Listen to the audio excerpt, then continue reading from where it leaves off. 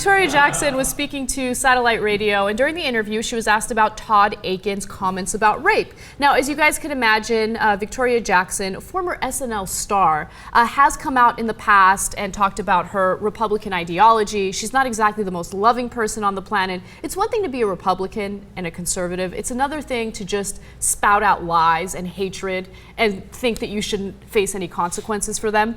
But during this interview that she had with satellite radio, she said the following.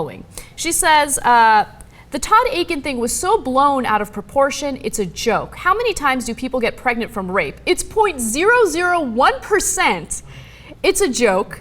I read lots of articles. I know people because I'm 53. I don't even know what kind of argument that is, but she continues to say, I've known a lot of people, and I've actually never known anyone who got pregnant from being raped. Wow, that is real evidence right there. All of a sudden, I think Todd Akin's comments, not that big of a deal. It was just a joke. I mean, Victoria Jackson knows a lot of people, and none of them got pregnant from getting raped. Yeah. Anyway, just to give you guys the statistics before John jumps in. 5% of women who have gotten raped in this country end up pregnant as a result of that rape. And if you want an actual number, that's 32,000 women a year, okay? So it's a little more than what Victoria Jackson is claiming. Yeah, we worked it out. It's pretty easy, actually. For her math to be true, there would have to be 32 million rapes a year. And since we're talking about pregnancy, that would just be the female half of the rapes. So she's a bit off in her stats. I almost, every time we cover something that she says, because it's invariably something crazy, I almost am starting to feel a little bit bad for her, because she's got some sort of mental problems. And I'm not saying that like, oh, she's a conservative, she's brain dead. Like, Bill O'Reilly can form an argument. You might not agree with it, but he forms the argument. If you actually watch her talk, you can tell that there's nothing going on in there. She actually does a show called Politichicks. Which is a good name. Which is horrible. It is a good name, but the show is just She sounds terrible. like a crazy person, like she a does, crazy homeless person. That's what it sounds like. I don't know if she's actually crazy. I mean, I think that if you take a person who is not interested in the facts, someone who is ignorant, and you expose them to the type of propaganda that Bill O'Reilly spews on a regular basis and Fox News spews on a regular basis, well, that person who is not, I guess, intelligent enough to go out and do his or her own research will take in that information, absorb that information, or I should say propaganda, and then regurgitate it. I feel like everything. That's all she does. I think that's all she does. I think she heard what Todd Akin said and said, you know what, maybe that does make sense. And she claims that she's absolutely pro-life, and if she got raped, she would have that baby. She continues to say in the interview, if I got raped, I would have the baby. And if I didn't want to keep it because I had these, in a mocking tone, horrible nightmares, I would adopt it out.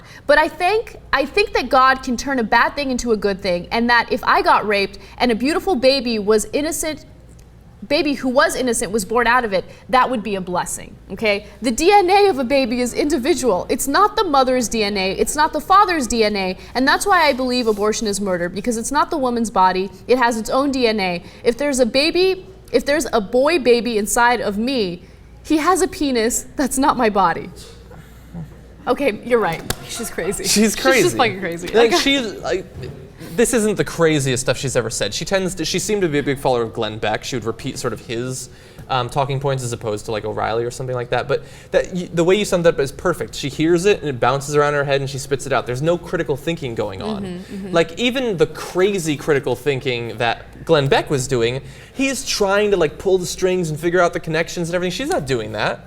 She's just spouting it off, and stuff about the penis and like it's also pathetic that there's no consistent thought process there. There's no thought process, period, because she jumps from one ridiculous argument to another, and it sounds like she's kind of babbling. She doesn't really realize what she's saying, and there isn't much thought behind it.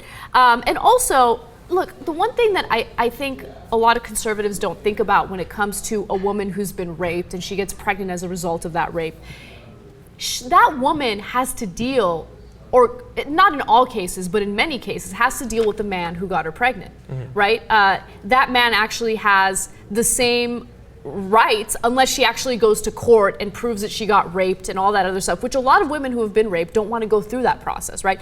Unless she does that process, she will have to deal with that guy who might want to have custody of that child, who might want to be involved in that child's life. I mean, how horrible is that to not be able to escape the person who raped you? And another thing that you should keep in mind, the majority of women who get sexually assaulted and raped do not get sexually assaulted and raped by strangers. A lot of times it happens by an acquaintance, a family member, or a friend. Someone that they've known. She sums up all of that horrible stuff as horrible nightmares. I know her voice too. It's just, it's horrendous. And it's also so classic of somebody who doesn't think through an argument to say, well, I've never known anyone who got pregnant from rape. Because if you don't personally know somebody, it couldn't actually be a problem in other people's lives. And by the way, I also don't know anyone who either got raped or had a baby as a result of rape, right? But that doesn't mean anything. That's not even anecdotal evidence. That's like the most worthless argument that you can make.